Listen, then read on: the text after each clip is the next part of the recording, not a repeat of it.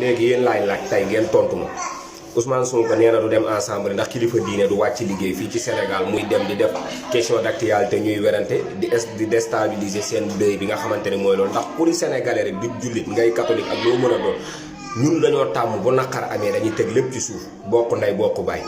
Abdou Mbow nee na fii amul benn nit ku fi war a mën a wàcc liggéey ba tax ñu war a mën a jalgati constitution bi kenn war tax ñu jalgati constitution bi amul kilifa diine amul kenn ku mën a doon opposition bi nee nañ loolu naqaru nañu waruñoo bañ a ñëw di jalgati constitution bi dañoo war a ñëw ensemble opposition bi nag nee nañ am na lu leen metti ndax kenn war tax ñu bañ a dem ensemble Ousmane Sonko nee nañ li ñu def lu dëgg lu yoon war kilifa diine war tax nga bañ a ñëw ensemble opposition bi ñoo ma ne ko man de tey laa jombi man de opposition bu mel ni opposition bi tey laa koy doo gis ci àdduna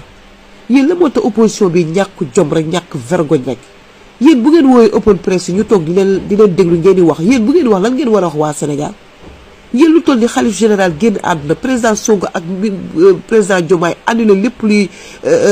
politique pour ñu mën a dem jaale ji ki nga xam te ne mooy kilifa bu nekkoon ci réew mi génn àdduna yéen ngeen ne voilà kaay la ñu woote taas suñu live diaboliser ko ne waaw ñëwul nee na du ñëw wuy suñu assemblée waaw parce que lii parce que la vraie dof ngeen yéenay dof dëgg yéenay dof yéen nag li ñuy wax naan yéen lu dul seen bopp ak seen famille ñoru leen Sénégal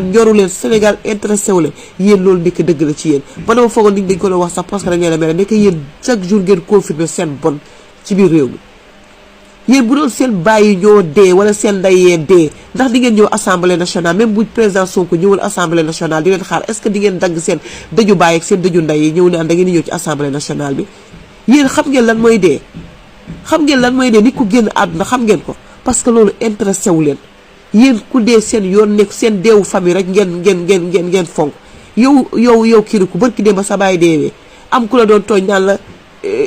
benn xawma lan de moyen benn ude de moyen naqar gi mu la naqaru ndax le fait que sa waajur bu góor génn àdduna kooku di la sa benn ministre di la sayte nga toog di gërëm gouvernement bi nga xam ñoom ñoo nekk première personne di la jaale waaw mais yow léegi yow kon saaf di yéen seen bopp rek leen intéressé à part yéen keneen intéressé wu leen mais xalifa bi génn àdduna dafa bàyyi njabootam googu bëggoon nañ tey jii bu seen kilifa génnee àdduna nguur gi ñëw foofu jaale si ko loolu mooy seen sax ak respect gi nga xamante ne président Sonko am na ko ci kilifa diine yi yéen vrai con ngeen fii ngeen daan toog naan président Sonko gëmul kilifa yi diine yi président Sonko gëmul diine bi gëmul nanga xanaa léegi am ngeen gàcce yéen du ngeen rus sax ku leen jàpp mbaam ku leen bàyyi mbaam yéen mbaam sax a leen gën yéen mbaamu Ahmed Ndiaye bi sax a leen gën doome xaj bi lii mës naa koo gis est-ce que yéen nit ngeen yéen gëmu leen lu dul seen bopp gëmu leen Sénégal bëggu leen Sénégal intéressé wu leen seen bopp seen vie personnelle ak seen i famille rek leen intéressé ça montre ça fii bu ngeen toogee di wax conférence de presse lan ngeen di wax yéen lan ngeen war a expliquer fii lu mën a convaincre Sénégalais yi kilifa diine bu génn àdduna xalif général ngeen ne yéen lan moo tax président Sonko annulé kii bi dem foofu loolu mooy seen problème yéen du ngeen nit yéen vrai salopard ngeen vrai mbaam xuux ngeen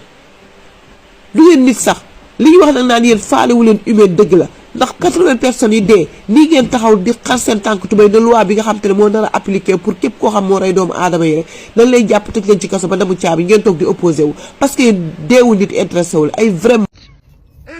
bu leet ma ànd ak opposition bi dégg naa dañoo boycotté Seydina Ousmane Sonko ñoo yey de gaynde gii daa neexut a ñeme de yéen patriote yi nañ waxante dëgg même ñun suñu làmmañ lu mu pataa lu mu duuf jëmm ji ñun sax ñemewuñ ko kii daa neexut a ñeme de nañ leen waxante dëgg rek doomu Casamance bi te dama xam ne opposition bi ba ñu yoree nguur jëm nañ lu ne def nañ lu ne ngir jëmm ji sottiwul kon kooku su yoree nguur war a taxaw assemblée nationale te ñoom xam nañ jikko ji ba muy opposé wu sax assemblée nationale daa xeere léegi nag yor nguur day gën a xeere ànd ak député yoo xam ne dañoo xeere ànd ak population bu xeere ñoo yey daw toog leen seen kër ñu supp kànjaal leen wala mbaxalal leen ngeen seetaan ko télé doo leen jël coup duñ leen yóbbu urgence pompiers yi duñu ñëw yéen a wax dëgg de billahi tey dama ànd ak yéen jëmm ji daal intouchable la neexut a jongeel roi des arènes ci politique bi moo leen dàq politique ëpp leen xam-xam dàq leen tontu yàlla jël bëggal ko boppam toog leen seen kër patriote partager publier abonné. salaamaaleykum damaa ñëw wax kulunaa yi gis nga kulunaa yi yéen wax ak yéen mu ngi bëgg a jot yéen Seydina Ousmane Sonko mu sell mi mënu dem fee ca Yoff di jaale ji yéen ngeen génn def seen conférence de presse seen kanam yu ron yooyu mel ni pëllu mbalit ku nekk ku la dàq du sa morom ngeen ne kii la ngeen amee pro du leen tontu de ñun ñii njabootam ñoo leen di tontu gis nga yéen kulunaa yi danga bëgg ngeen régler pro du seen morom du seen maas du seen mappandoo yéen boo leen dëggee wax pro bëggu réew mi yéen a bëggu réew mi pro mu ne suñu xaalis bi wàññeeku pro dem foofu di jaale ji ngeen la moo tax pro di dem di jaale ji waaye yéen ñeen kulunaa yi yéen Abdou Mbow régleel nga mel ndëkkati bëri ko noonu régleel Abdou Mbow régleel nga mel ndëkkati bëri ko régleel Thierno Assane Sall moom boppam boobu mel ni ndaalu njaboot régleel Anta Cuuj yam leen balaa ñu leen di roof ci gën na yam leen. waaw salaam jantal bu Sonko la ma ñëwaat ci waa APR waa Axlu Ñàkk Jom gis nga leen ñu toog nii dafa man li ma gën a metti nag mooy Anta Babacar Ngom kañ la nekk APR man loolu mooy sama problème Anta Babacar Ngom kañ la nekk APR mi ngi nee toog ci wetu booloo maanaam chinoise bi Aïssatou Tall Sall xam nga moom daa am maamu chinoise am maamu japonaise donc nag ñoom dañ def recours fu mu toll ni ngi leen gisee nii dañ def réunion def conférence de presse nee na yi def conférence de presse noonu léegi dañ def recours maanaam concernant loi bi ñu doon voté mooy loi d'amnistie bu ñu bëggoon abrogé bu ñu bëggoon a dindi léegi ñu voté ko assemblée nationale par Amadou Ba léegi affaire bi jàll léegi ba affaire bi jàllee léegi dafa des pour président de la république mi Bassirou Diomaye Diakhar Faye signé décret bi comme quoi mu doogu mën a jàll léegi nag ñoom lu ñuy def mooy parce que xam na ne bu ko président signé rek dañuy dal seen kaw automatiquement léegi pour ñu mën a préparer wu pour ñoom ñu mën a préparer wu léegi dañu bind benn recours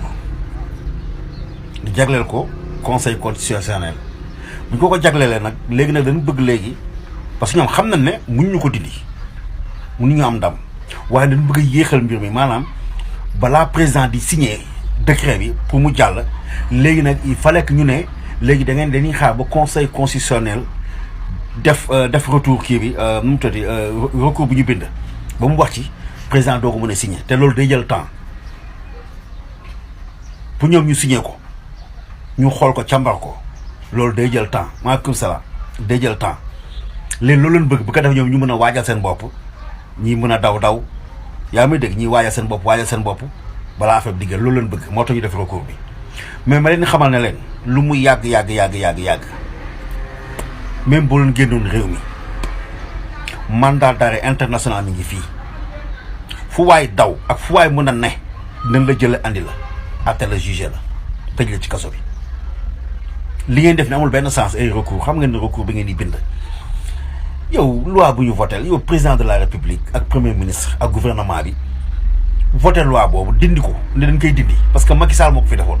waa léegi yéen ngeen ne loolu du fi dañ mais pour lan parce que xam ngeen ni yéen a def ñaawteef yi yéen a fi nekkoon doon def te xam nga ne buñ ko si yéen dañ lañu topp moo tax ñu toog ci thème ne loi boobu du dañ léegi nag comme voté nañu ko loi te ñoom am ñu majorité assemblée nationale léegi vote affaire bi jàll na léegi nag dafa des na président de la république signé ko léegi si diggante boobu leen bind recours léegi nag balaa président di signé il fallait que recours boobu génn ñu xam résultat bi mu doog mën a signé léegi diggante boobu nag day xaw a yéex tuuti day jël temps léegi nag si diggante boobu nag la ñu bëgg di waajal seen bopp maanaam ñi war a daw ñi waajal seen bopp ñi war a nëbb ñi war a làqatu ñi war a loolu leen bëgg mais saay da ngeen sonal seen bopp rek bi leex da ngeen sonal seen bopp yow nag lu mu tudd Anta Babacar Ngom li mu la waxoon laa lay waxaat yow da nga war a dellu say ginaar yi say poussin yooyu nga dem yar say ginaar sédiment moo gën yow nee naa doo politicien xamoo politique sa papa musul politique xaw ma kañ nga bokk APR parce que fii waa APR fi nekk def seen réew dama xam la kañ nga bokk APR Anta Babacar Ngom jaaxal na ma trop c'est que ñii dañ dof quoi ñii du ñuy nit gis nga ñii bañ bu ñu bañ Sonko dafa dem ba def leen góomu xol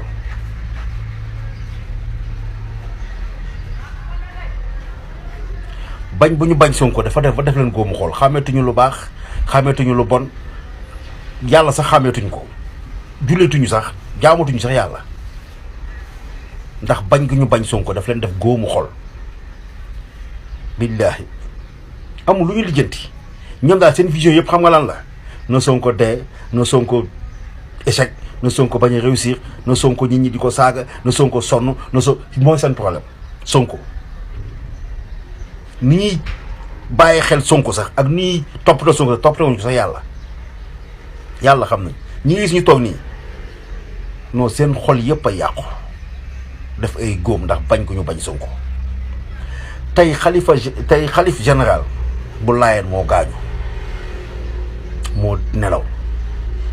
mais képp kuy jullit da nga war a dem jaale ji Ousmane Sonko war nañu assemblée nationale pour ay question de député maanaam député di ko poser question ci gouvernement muy tontu mu war na ñëw foofu léegi nag ñëwatul parce que décès bi dafa am Laayeen léegi ñëwatul quoi comprendre nga léegi nag ñëwatul léegi ñoom ñiy wax di aalo di wax mais tey boo bëggee def dara sax mais jàmm ak pexem bu yàlla ak dogalam te rawatina nag maanaam xalifa général bu Laayeen mais président de la république ak premier ministre gouverneur dañu fa a dem jaale ji mais moom la Sonko def Sonko bind ci rapport am na comme quoi que ne dootul mën a ñëw assemblée nationale da ko fomb bëggoon nañu assemblée nationale waaye mënatul a ñëw parce que lu tax xalif général bu Laayeen bi moo nelaw foofu lay dem jaale ji léegi nag ñoom ñuy wax ci loolu ñu naan non day violer loi bi Sonko day violer loi bi premier nu mu tudd président assemblée nationale bi dañuy violer loi bi en ratatatatat moo newoon day ñëw dugg na fi génn fi ñëwatul xam nga petite patata lu ne ñu wax ko mais nit ñu ay jullit sa morom jullit moo gaañu te mu nekkoon ku mag ci réew mi nekkoon kilifa ci réew mi waaw kooku moo génn àdduna mais duñ ko dem jaale ji ngeen ne waruñu ko dem jaale ji quoi dafa war a ñëw assemblée nationale muy premier ministre dafa war a ñëw assemblée nationale moo tax ma ni leen gis ngeen ñii bañ gu ñu bañ Sonko dafa dem ba def leen góomu xol xàmmeetuñu lu baax xàmmeetuñu lu bon xàmmeetuñu janj ak joor xàmmeetuñu seddaay ak tàngaay yaa may dégg xàmmeetuñu bu ñu bojjeek bu ñu boxam gisatuñu dara déggatuñu tus yàlla sa xoolatuñu ko jaamatuñu sax yàlla billaahi Sonko rek lañu lijjanti ñii dam leen di yërëm sax yàlla xam na ko. salaamaaleykum sama gars yi maa ngi nuyu ñëpp di leen ziar di leen bëgg bu baax a baax gars yi démb ci heure bi laa leen ni woon comme bis ni ki tey ji Ousmane Sonko dafa war a dem assemblée nationale pour question d'actualité yi nga xamante ni mu ngi fa ko doon xaar mais finalement dañ ko mujjee reporté bale 14 ndax lan xalif Laayeen bi nga xamante ni dafa génn àdduna yal na ko yàlla yërëm te xaare ko aljana ci daraja Sayyidina Muhammad sallallahu alayhi wa sallam ñu mujj ko reporté bale 14 waaye duñu gis ni député opposition bi dañu naqarlu loolu ni dañu violer règlement intérieur assemblée nationale ngir ñàkk a respecté kilifa gi génn àdduna noonu laa ko mën a waxee parce que bu ñu fàttalikoo ñoom seen kilifa Macky Sall bi ñu fi caricaturé yonent bi sallallahu alayhi wa sallam Sénégal fii ñun ñu koy manifester ngir di ko naqarlu benn ajjuma bi ñu ko organisé woon Macky Sall daf ñu fee bàyyi dem France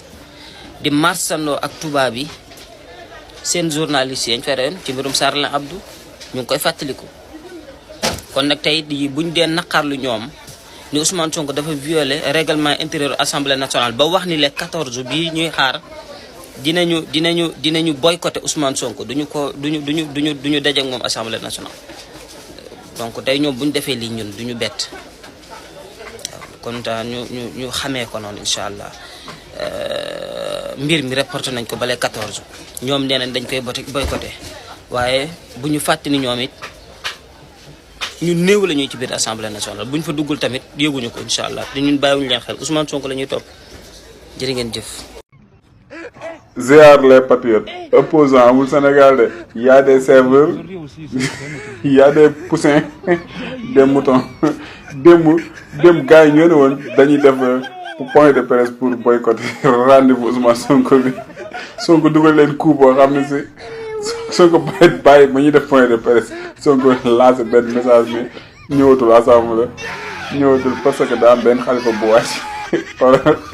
gars yi nee na lan moo tax Sonko ñëwul lu tax Sonko dàq rendez-vous bi amul droit dàq ko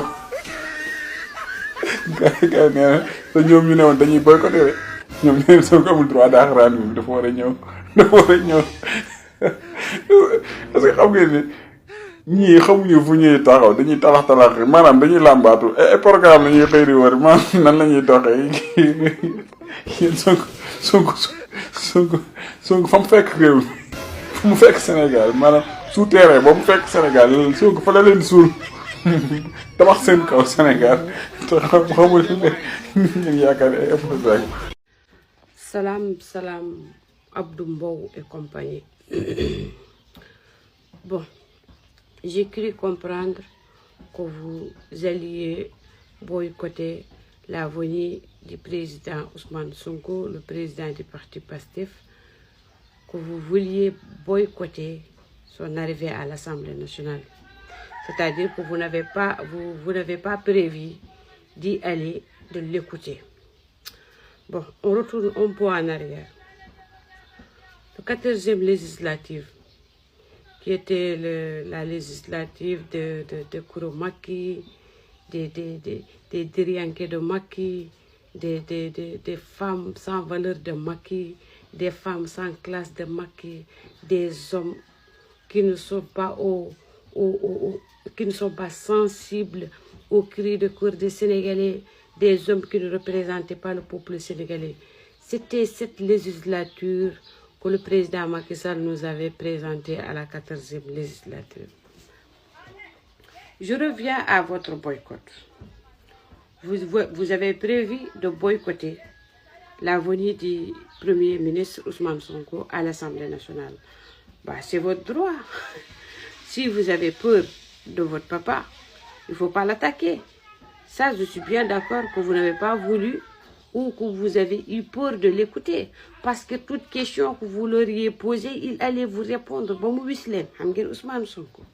Ousmane Sonko n'y va pas à demi-mesure. S'il y va, il va jusqu'au fond de vos cerveaux, jusqu'au fond de vos attentes. Il répondra toujours les questions que vous lui posez. Et vous, vos questions seront vides de sens. Ils n'auront pas de sens. Pas du tout. Mais quand même, il fallait venir. Il y a le président de l'Assemblée nationale qui n'est pas comme Moustapha Niasse, qui n'est pas comme l'autre là qui disait « Bouma Fontode ». Non, El Malik, il respecte le règlement intérieur de l'Assemblée nationale. Mais ce qui m'étonne dans l'histoire, vous avez prévu de boycotter l'arrivée du président Ousmane Sonko, du PM, à l'Assemblée nationale. Maintenant, lui, le PM Ousmane Sonko, il décide d'annuler son arrivée à l'Assemblée nationale pour une cause qui est noble. Parce qu'il y a le khalife général de l'AN qui est décédé, que Dieu l'accueille au paradis, que le Firdausi soit sa demeure éternelle. C'est ce qu'on veut. Le Premier ministre, par sa grandeur, par son respect à l'islam, par son respect au khalife général du Sénégal, il a décidé d'annuler ça. Parce que Ousmane Sonko ne passe pas inaperçu. S'il vient à l'Assemblée nationale, il vous met des coups et ça va aller partout. Donc il voulait quand même que le khalife puisse partir en paix, que le khalife puisse partir dans de très beaux conditions, que le Sénégal va respecter sa mémoire. Parce que ce n'est pas une personne qui est morte, c'est une personnalité qui est morte. Donc si le président Ousmane Sonko décide de ne pas venir à l'Assemblée nationale et que vous aviez décidé que vous n'allez pas l'écouter, que vous n'allez pas venir assister à cette plénière, mais s'il décide d'annuler, à quoi ça vous regarde? En quoi ça vous regarde? Parce que vous aviez décidé que vous n'alliez pas venir. Oui, vous n'allez pas venir. On respecte ça. Mais si le président Ousmane Sonko décide de ne pas venir dans une assemblée que vous aviez décidé de ne pas assister, mais vous, ça ne vous concerne pas. Et votre conférence de presse, ça ne veut rien dire. C'est vide de sens. C'est rien. On ne comprend pas. je ne veux pas venir, je ne veux pas venir. Tu ne veux pas venir, le président Ousmane Sonko ne va jamais vous forcer à venir. Mais ces box-là, ça va vous trouver jusqu'à chez vous. Mais l'ironie, c'est quoi? Vous dites, non, je ne veux pas assister aux plénières du président Ousmane Sonko. Et là, vous faites une conférence de presse parce qu'il veut annuler son arrivée à l'Assemblée. Mais à quoi ça vous concerne? Vous avez décidé de ne pas venir. Mais vous êtes bête. Vous dites une chose et le contraire. Vous défendez une chose et son contraire. Je ne veux pas venir, je ne veux pas venir. Il n'y avait pas besoin de faire une conférence de presse où vous n'avez même pas présenté vos condoléances à la communauté Layène. Si vous, c'est du APR, c'est du Benno Bokk Yakaar, vous n'avez pas l'habitude de présenter des condoléances. Macky Sall, lors de sa règne, il y a eu 84 morts dans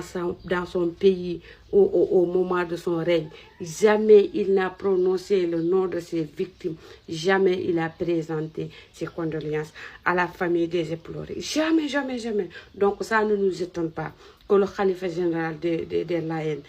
soit décédé, que son âme repose en paix, que vous décidez de faire une conférence de presse pour attaquer l'inattaquable, parce qu'Ousmane Sonko, il est inattaquable. Vous ne pouvez pas, je ne sais pas si le mot existe, mais vous ne pouvez pas l'attaquer. Vous faites votre conférence de presse. Commencez quand même à présenter vos condoléances à la communauté Layène. Commencez par ça. Ensuite, vous continuez vos mensonges, vous continuez vos manipulations. De toute façon, c'est ce que vous pouvez toujours faire. Et c'est ce que vous allez toujours faire. Mais ce que vous n'avez pas compris, les Sénégalais, ils vous ont compris depuis longtemps. Ils savent que vous êtes des manipulateurs. Ils savent que vous êtes des têtes vides. Ils savent tout. On a fait les mêmes écoles. On est parti dans les mêmes écoles. On a les mêmes informations. En quoi voulez-vous nous informer si le président Ousmane Sonko décide d'annuler? La priorité de Ousmane Sonko, c'est le Sénégal et les Sénégalais. Si vous, le Sénégal n'est pas votre priorité, le Sénégal d'ailleurs n'a jamais été la priorité de la paix. Ce qui était la priorité de la paix, c'est vos maisons, vos femmes, vos enfants et vos postes que vous avez remplis de l'argent du contribuable sénégalais. Wassalam.